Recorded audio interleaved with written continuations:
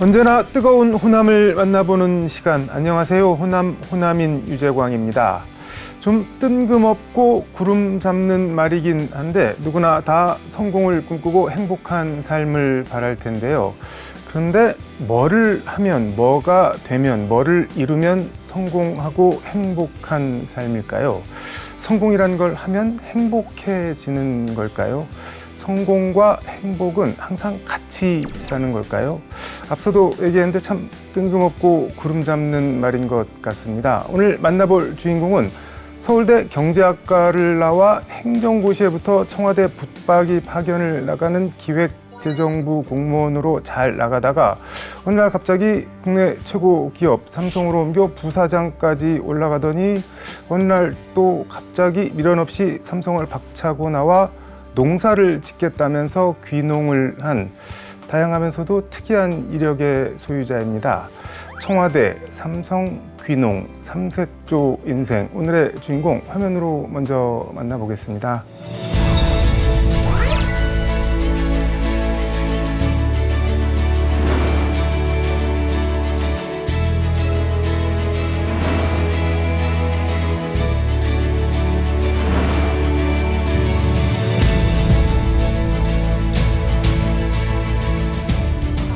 대표님 어서 오십시오. 예, 안녕하십니까.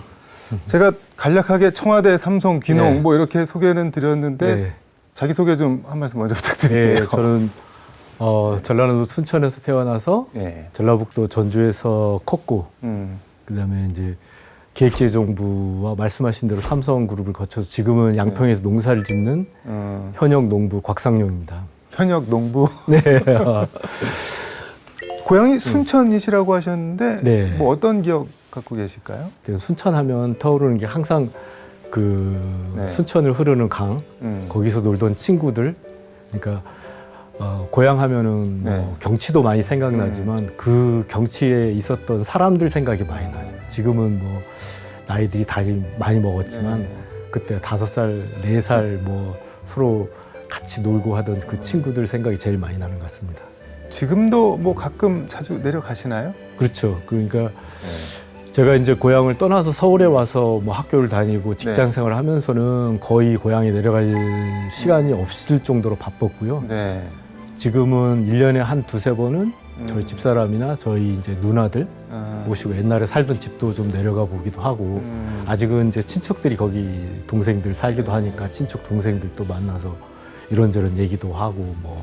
알겠습니다. 지금부터 인생 키워드를 통해 우리 곽상용 대표님에 대해 좀 알아보도록 하겠습니다. 네. 첫 번째 키워드 김대중 대통령을 꼽아주셨네요. 예. 우리가 이제 보통 네. 옛날 박세리 선수를 보고 골프 선수의 꿈을 키운 사람들을 이제 박세리 키즈라고 네. 하잖아요. 저는 제가 초등학교 때 그때 김대중 대통령께서 40대에 삼성계원 반대 유세차 전주역에 처음 오셨어요. 네. 제가 초등학교 3학년인가 4학년으로 기억을 하는데 네.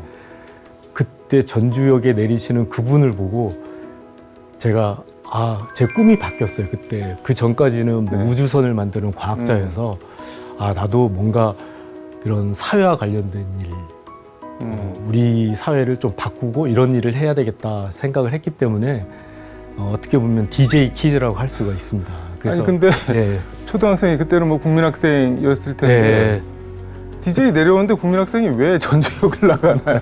저희 아버님이 이제 김대중 대통령님하고 동갑이신데 정말 좋아하셨어요. 그래서 이제 아버지 손잡고 갔어. 네. 거기서 전주역에서 내려서 이제 걸어서 또 사람들하고 같이 그 유세장으로 걸어가시는 그 모습을 보고 제가 진짜 그 초등학생이지만 충격을 많이 받았어요. 그래서 저런 삶이 있을 수 있다라고 생각을 했고요. 나중에 제가 그 98년 2월에 김대중 대통령께서 취임을 하셔서 제가 이제 그 청와대 비서실을 갔을 때 네.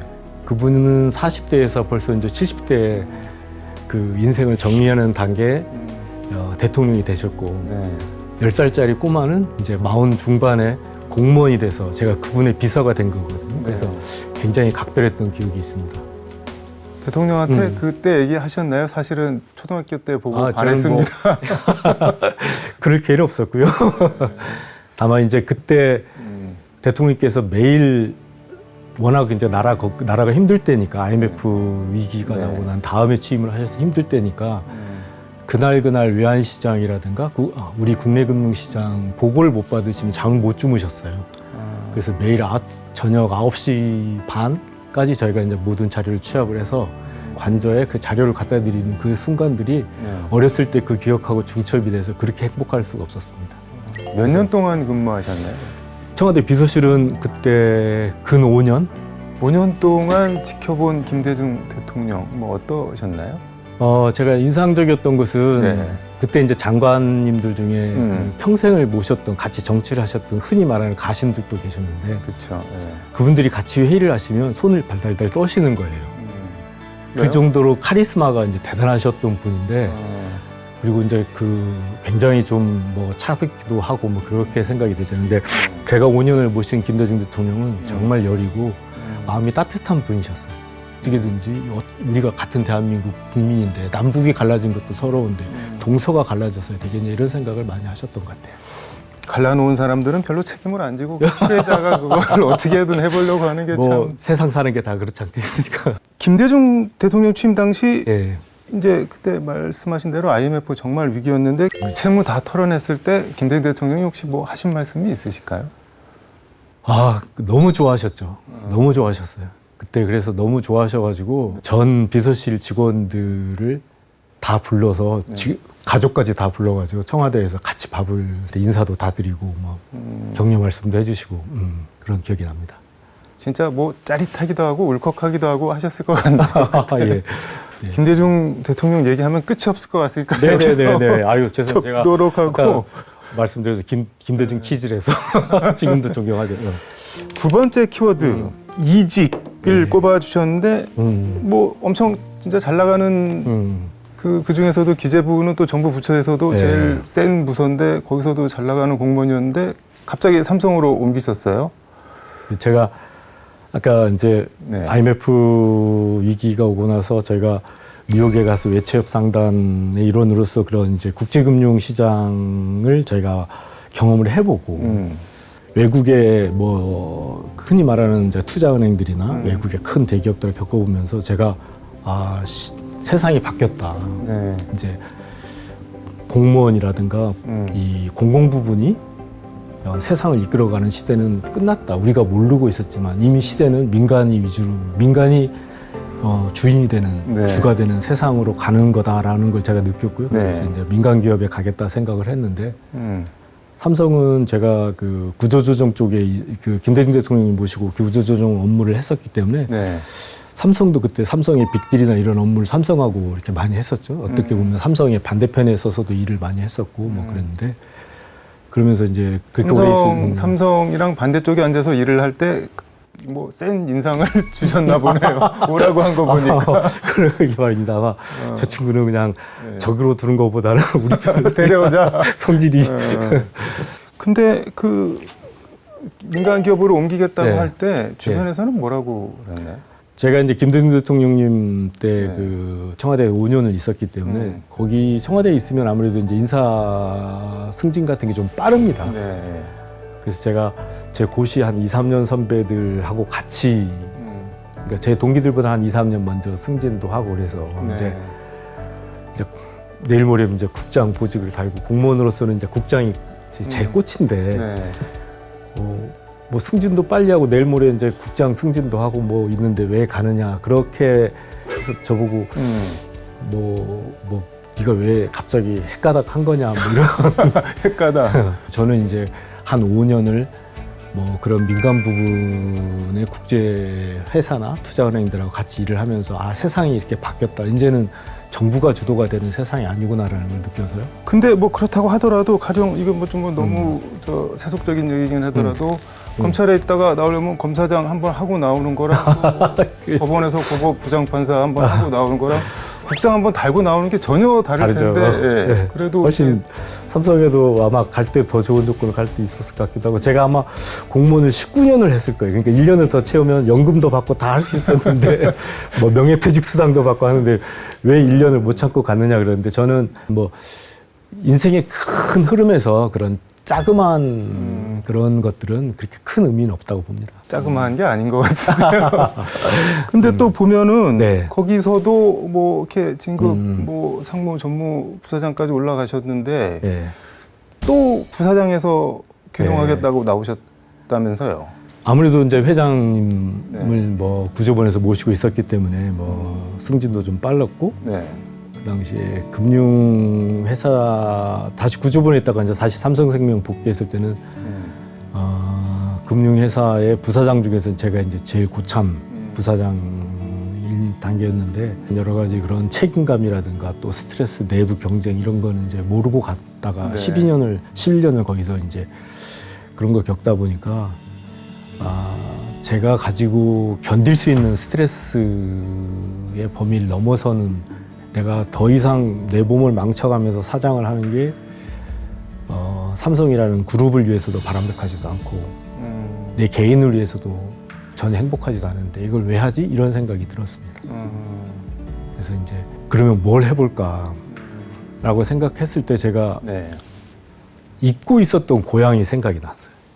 어렸을 때 시골이고 뭐 시골에서 뭐 제가 직접 농사를 짓지는 않았지만 뭐 어머님 아버님 농사 짓는 거 옆에서 도와드리면서 뭐 그런 것들이 도시 생활하면서 잊고 살았는데 그 순간에 그때 참 행복했는데 이런 생각이 들면서 제가 처음에 시작했던 게 이제 산을 다니기 시작했어요. 네. 갑자기 이제 주말이면 서울 근교에 등산을 다니면서 식물들하고 얘기를 해보고 그래서 거기에 진짜 행복감을 느끼겠더라고요. 식물들하고 얘기를 했다고요? 그렇죠. 예. 무슨 얘기를 하셨나요? 사람들이 산을 가면 나무를 만나고 길 옆에 들꽃도 만나는데 네. 그 이름은 궁금해하지 않는 사람들이 대부분. 그러면 처음에 제가 제일 궁금했던 것은 산을 좋아하게 되니까 저 나무 이름은 뭘까? 저 나무의 이름을 내가 알고 제 이름을 불러주면 제가 좋아하지 않을까? 그게 이제 제가 식물과 대화한다는 그런 것들이 굉장히 저한테 만족감을, 행복감을 준 걸 느꼈죠. 그 예전에 국립수목원에 김유미 박사인가 제가 이름은 지금 헷갈리는데 이유미 박사 네. 이 박사가 쓴 책에서 보면은 우리 꽃은 고개를 숙이면 네. 더 잘 보이고 무릎을 꿇으면 더 잘 보이고 엎드려서 보면 더 잘 보인다고 네. 그런 구절이 상당히 인상적이었는데 이유미 박사가 저한테는 네. 아이돌이죠. 아까 제가 그 산을 공부하고 나무를 공부할 때 많이 읽었던 책이 이유미 박사였었어요.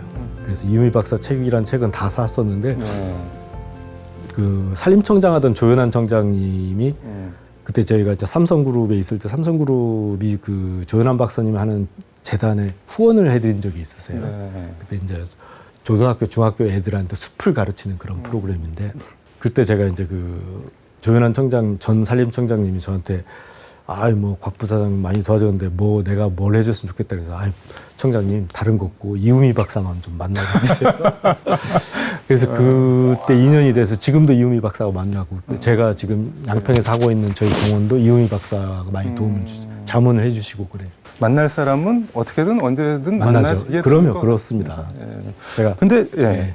진짜 뭐 잊고 살았던 어떤 기억이 이렇게 툭 갑자기 이렇게 터지듯 나오는 그런 순간이 정말 있나요? 그런데? 그러면 요즘에 이제 양자 물리학이라든가 네네. 평행 이론 같은 걸 보면 뭔가 인간에게 주어진 운명 같은 게 있을 수 있다. 그리고 그 운명의 선상에서 우리가 다양한 삶을 살아가면서 선택을 하고 살아가는구나 이런 걸 느낄 때가 있습니다. 저는 근데 말씀 듣다가 궁금한 게 어렸을 때 뭐 그때 기억이 갑자기 이렇게 생각이 나서 행복해졌다라고 하는데 그게 뭐 어떤 느낌인 건가요? 누구든지 그런 경험 살면서 저는 가장 행복한 순간이 뭐냐면 제가 이제 어머니가 일찍 돌아가셨는데 저희 어머니 일찍 저보다 훨씬 젊은 나이에 돌아가셨는데 네. 어머니 돌아가시고 지금 근 30년의 세월이 흘렀지만 네. 지금도 생각해보면 내가 가장 행복했던 순간은 어머니 손을 잡고 걸어가는 시골길에 미류나무가 흔들리는 그 바람. 그러니까 어머니 손을 잡고 저희 시골길을 걸어가는데 네. 바람이 이렇게 불면서 소라나무가 바람에 흔들거리는 그때 초등학교 2학년 때 어머니 손을 잡고 갔을 때 그 따뜻함 그런 기억들이 막 튀어 올라오는 거야.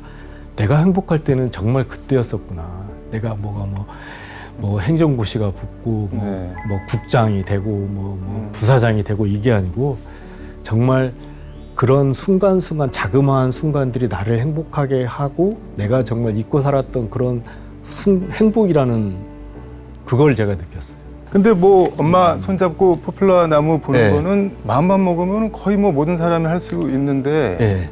행시 붙고 뭐 청와대 네. 근무하고 무슨 뭐 삼성 부사장하고 이거는 뭐 마음 먹은다고 할 수 있는 건 아니잖아요. 근데 그 마음만 먹으면 아무나 할 수 있는 것을 사람들이 안 하고 살잖아요.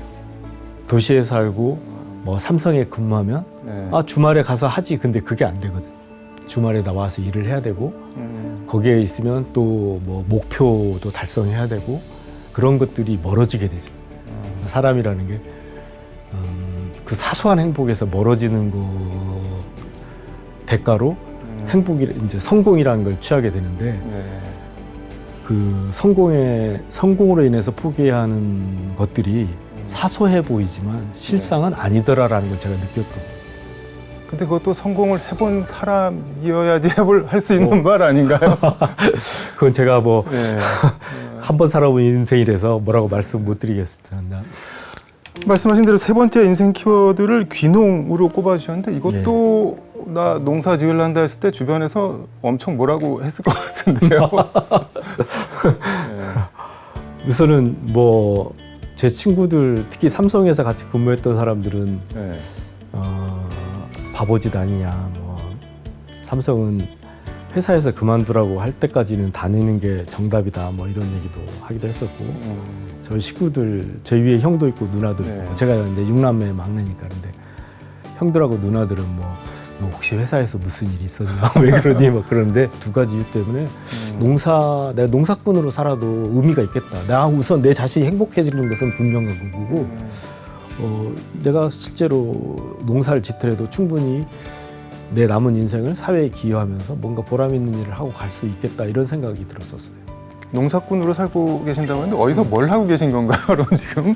지금 이제 저희가 경기도 양평에서 네. 뭐 흔히 말하는 전원 그러니까 뭐 벼농사를 짓고 뭐 채소를 경작을 해서 그걸 뭐 이렇게 대규모로 출하하고 하는 건 아니고요. 네.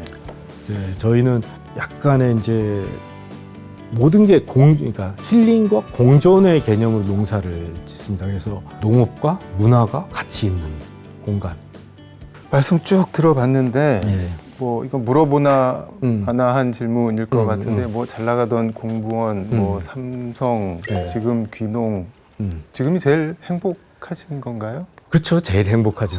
지금이 제일 행복합니다. 그리고 저는 삼성을 그만두면서 제가 이제 포기했던 것들이 있어요. 뭐 인센티브도 포기하고 뭐 하고 그래요. 근데 정말 잘했다는 생각이 듭니다. 그만둔 게? 예. 정확한 일례가 될지 모르겠어요. 맨날 제가 이제 이건희 회장님 비서실에 있을 때 저희가 무슨 일이 있었어요. 그래가지고 그때 저희 이제 비서실의 실장님, 구조분 실장님 이학수 실장이셨는데 그분이 저희가 고생했다고 신라호텔에서 밥을 사주셨어요. 굉장히 비싼 막 우아한 신라호텔의 일식집에서 굉장히 우아한 비싼 와인을 한 잔 먹었어요. 저도 그때 이제 전무라고 해봐야 뭐 육군본부에서 대령은 유리창 닦는 것처럼 과장.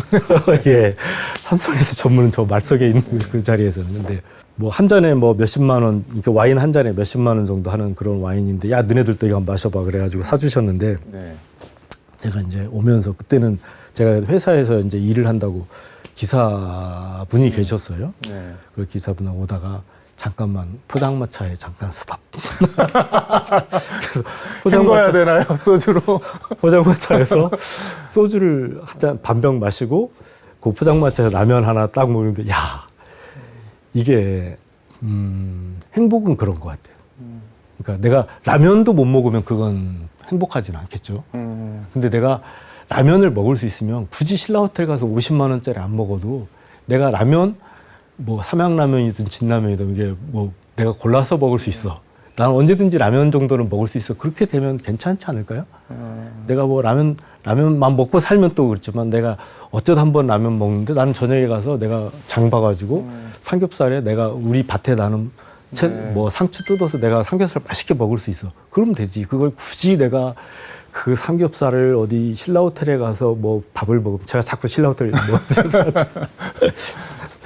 호텔에 그 동파육 같은 거 팔선 그거나 그것도 돼지고기고 양파육도 돼지고기고 삼겹살도 돼지고기다. 그 팔선의 동파육 못지않게 저 양평 축협에서 파는 돼지 목살 끝내줍니다. 일체 유심조 뭐 마음 짓기 따라 달렸다 그런 말씀이네요. 맞습니다. 노자 장자의 말씀처럼 결국 행복은 내 마음속에 있는 거고 거기에 진짜 인류의 행복은 거기에 있다고 보여집니다. 왜냐하면 모든 사람이 다 성공할 수는 없거든요. 성공 안 했다고 성공이라는 것 자체가 뭐 상대적인 거지만 내가 무슨 사장 안 됐다고 불행해지고 내가 무슨 돈이 얼마 없다고 불행해지고 인간은 다 불행해지죠.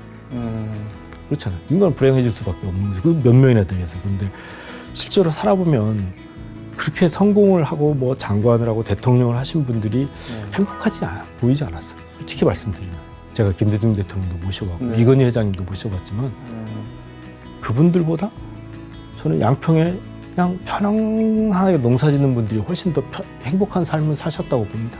강남에 아파트 없어도 행복하고요. 뭐 눈을 어디에 두느냐, 마음을 어디에 두느냐, 네, 맞습니다. 그렇게 이해를 하도록 네, 하겠습니다. 네네. 앞으로 계획 같은 게 있을까요? 제가 이제는 이제 인생을 이제 마무리하는 단계니까 제가 남은 인생을 막 뭘 뭐 큰 거보다는 저 주위에 있는 작은 거, 저 주위에 있는 사람들 행복하게 하고 좀 작은 거라도 이제 뭐 요즘 제가 제일 이제 보람 있게 하는 것은 양평군에서 하는 이제 그 정원이 있어요. 군립정원인데 거기에서 저희 정원을 좋게 봐주셔서 저희가 교류를 많이 해요. 그래서 저희 식물도 하고 뭐 그런 얘기를 하면서 제가 이제 그런 것에 대한 기여.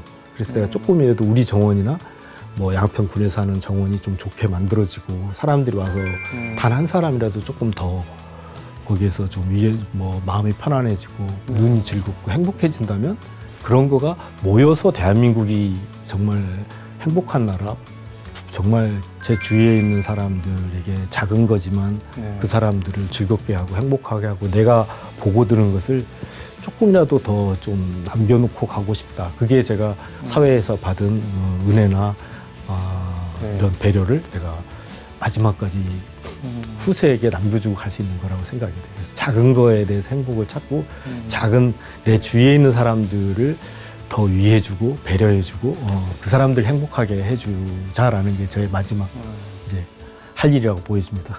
말씀 듣다 보니까 그런 느낌이 드는데 호수에 돌 던지면은 이렇게 화문 동그랗게 하면서 퍼져나가는 것처럼 맞습니다. 행복도 그렇게 퍼져나갈 수 있겠다는 생각이 듭니다. 그렇습니다. 알겠습니다. 오늘 말씀 잘 들었고 귀한 시간 내주셔서 감사합니다. 영광입니다. 제가 또 광주방송에서 저를 또 이렇게 불러주셔서 굉장히 즐거운 마음으로 또 돌아가신 우리 어머니 아버지가 굉장히 좋아하실 것 같아요. 우리 막둥이가 광주방송에까지 나왔어. 그래 좋아하실 것 같아서 저도 행복하고 아주 보람있는 시간이었습니다. 네, 감사합니다. 저한테 호남은 이제 첫사랑 같은 존재죠. 뭐 누구나 다 뭐 첫사랑하고 결혼해서 평생을 같이 하는 사람은 많지 않은 것처럼 대부분의 사람이 고향을 그리워하지만 고향을 떠나서 살게 되는 사람들이 더 많잖아요. 그래서 어쩔 때는 고향에 계속 살고 있는 제 친구들이 가장 부러울 때도 많고 항상 호남을 생각해 보면 마치 첫사랑을 생각하는 것처럼 정말 잘 됐으면 좋겠다.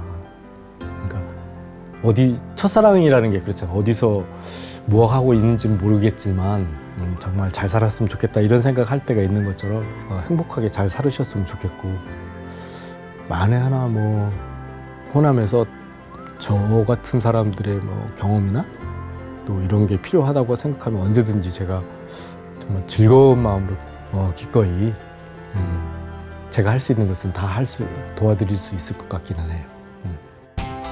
오늘 호남인에선 곽상용 대표와 무엇이 행복한 삶인지 성공과 행복 얘기 나눠봤습니다. 시청자 여러분들은 어떤 느낌, 어떤 생각 하셨을지 궁금합니다. 저는 다음 주 호남인에서 다시 찾아뵙겠습니다. 시청해 주셔서 감사합니다.